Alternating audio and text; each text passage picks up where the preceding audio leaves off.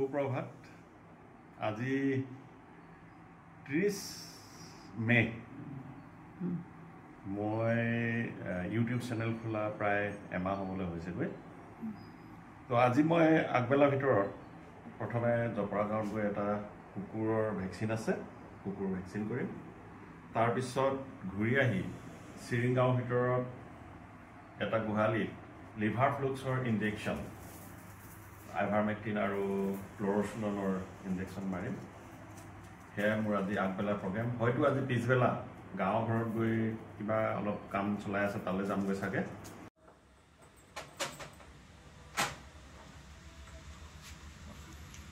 এইটো এতিয়া ভেকচিন মাৰিম ইয়াক এণ্টি ৰেবিছ আৰু হেৰি দুইটা এবিধ দিবলৈ আছে নহয় জানো অলপ দিন দুটামান পাৰ হৈ গ'ল 10 দিনমান পাৰ হয় একো নাই দিব পৰা যাব আৰামছে অহাবাৰৰ পৰা আমি মেইনটেইন কৰিবলৈ চেষ্টা কৰিম কিন্তু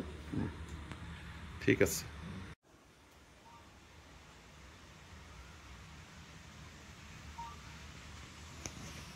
জপৰা গাঁৱত কুকুৰৰ ভেকচিন কৰি আহিলোঁ আহি এতিয়া এই চিৰিং চাপৰি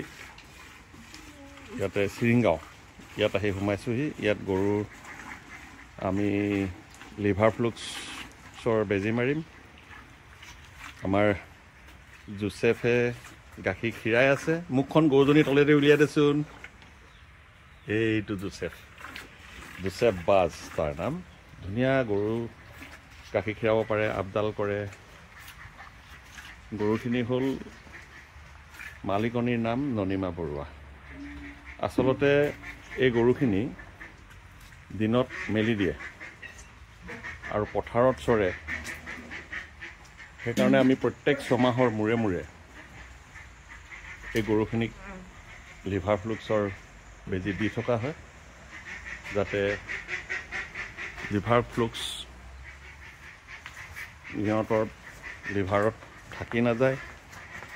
আৰু সেইটো থাকি গ'লে অসুবিধাটো যথেষ্ট হয় পায়খানা ঢিলা হয় দুৰ্বল হয় মিল্ক প্ৰডাকশ্যন কমি যায়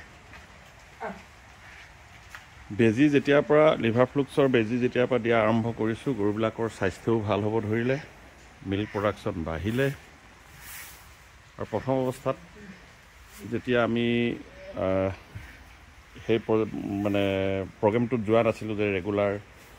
এভৰি 6 মান্থ ইণ্টাৰভেলত লিভাৰ ফ্লুক্সৰ ইনজেকশ্যন মানে আইভাৰমেক্টিন আৰু ক্লৰ'চিনল যিটো বেজী দিয়া হয় সেই বেজীটো যেতিয়াৰ পৰা 6 মান্থৰ মূৰে মূৰে দিবলৈ ধৰিলোঁ তেতিয়াৰ পৰা গৰুবিলাকৰ স্বাস্থ্য যথেষ্ট ভাল হ'ব ধৰিলে পায়খানা যদিও মাজে মাজে অলপ ঢিলা হয় তথাপিও মানে একেবাৰে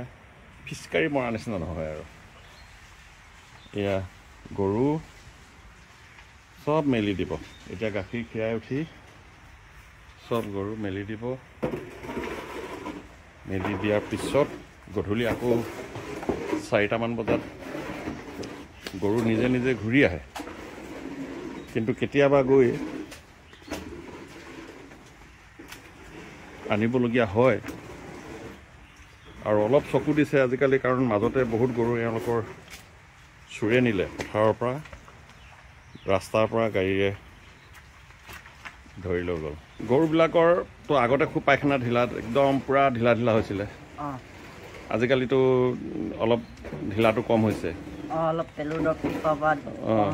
বেজী দিয়া হয় যে পেলুৰ কাৰণে তাৰপিছত কম হৈছে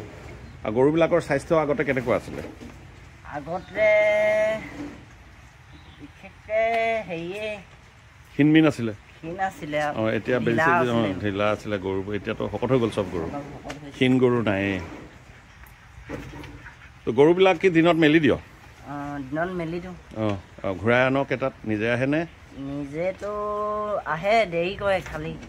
তই সোনকালে আনিবলৈ যাওঁ আৰু সোনকালে আনিব যাওঁ গাখীৰ চাখীৰ খীৰাব লাগে কাৰণে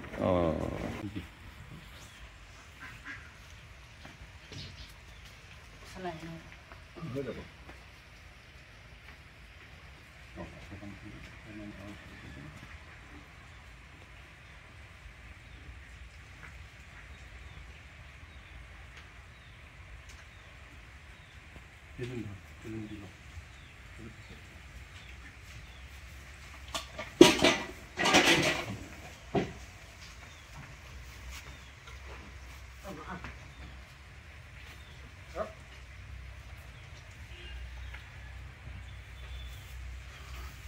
শৰ্মা এতিয়াতো বেজীটো দিয়া হৈ গ'ল চব আৰু কিবা প্ৰব্লেম আছে গোহালিত ইয়াৰ ভৰি টাং খাই আছে ইয়াৰ বিষ আছে খোজকাঢ়োতে লেঙেৰাই পিছটেংটো এই পিছটেংটো এইটো আৰু ইয়াৰ এইটোৱে আছে পিছৰ আৰু তাৰ ভৰি খোলা ভৰি ফুলিছে মানে আঁঠু খোলা দুটাই বৰ্তমান এই দুটাই ঠিক আছে নেগুডাল ধৰাচোন মই চাই লওঁ তলৰটো গৰুজনী দেখুৱাই দিওঁ এতিয়া গৰুজনী দেখুৱাই দিয়া লৰটো নকৰিবি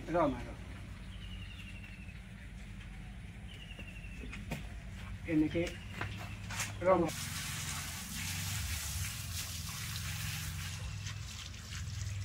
চফা কৰি দিয়া আঙুলি এইফালে পিছফালে জানিছোঁ নেগুডাল ধৰি দিছে নালাগে নালাগে নালাগে নালাগে উৎপাত কৰিব একো কৰি নিব নালাগে এনেকৈ চাব পাৰিম পাৰিব মই এতিয়া ক'ম মই দেখাই মাজত এইটো গাঁতটো আছে এইটো নেমানে দেচোন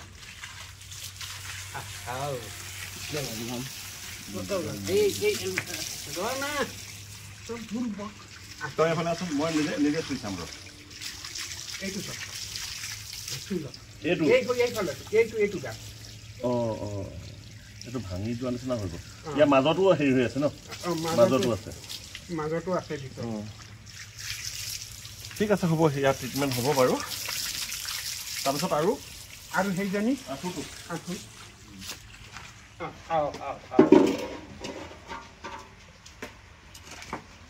এইটো কোমল নাই কিন্তু টাইট আছে কিমান দিন হ'ল এনেকৈ ফুলি থকা এইটো এসপ্তাহতকৈ বেছি হ'ল হ'ব চেউৰীজনীৰ আঁঠু ফুলা বেমাৰৰ কাৰণে এণ্টিবায়'টিক দিলোঁ আৰু পেইন কিলাৰ আৰু এণ্টি ইনফ্লামেটৰী এনেকুৱা টেবলেট লিখি দিছোঁ 5 দিনীয়া কোৰ্চ এটা দিছোঁ আশা কৰিছোঁ ভাল হ'ব আঁঠু ফুলা বেমাৰটো সাধাৰণতে